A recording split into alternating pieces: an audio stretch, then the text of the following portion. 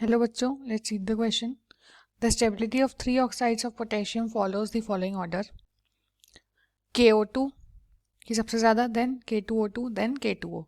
तो बोल रहा है जो इंक्रीजिंग स्टेबिलिटी है it is due to option A larger cation and smaller anion, B smaller cation and larger anion, C larger cation and larger anion, और D smaller cation and smaller anion. Okay, तो अगर हम इसके लिए की concept देखें तो हमारा की कॉन्सेप्ट क्या हो जाएगा? Stability of oxides of potassium. Okay, तो बोल रहा है ये जो ऑर्डर है ये ऑर्डर क्यों है ना?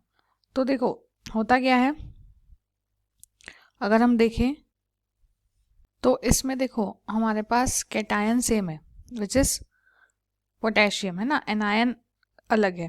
तो अगर हम साइज के अकॉर्डिंग हमको आता है इसमें साइज ऑफ ऑक्साइड के अकॉर्डिंग अगर हमको स्टेबिलिटी ऑर्डर देखना होता है ऑक्साइड का तो वो ये होता है O2 minus, then O2 2 minus, then O2 minus. Okay, ये ऑर्डर होता है.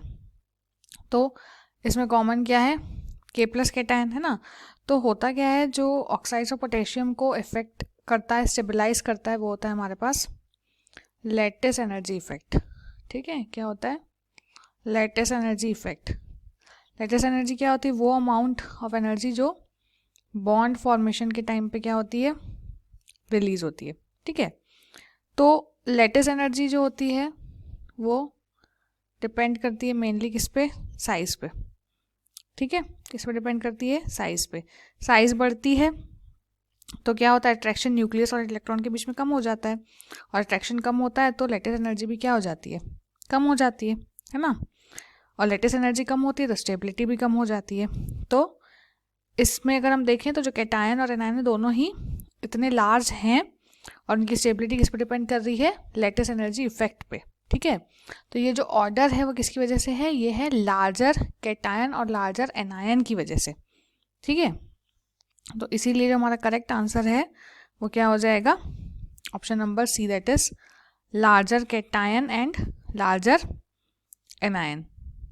किसकी वजह से? Through lattice energy effect. Okay, so we have the correct answer is option number C. Hope you understood it well. Best of luck.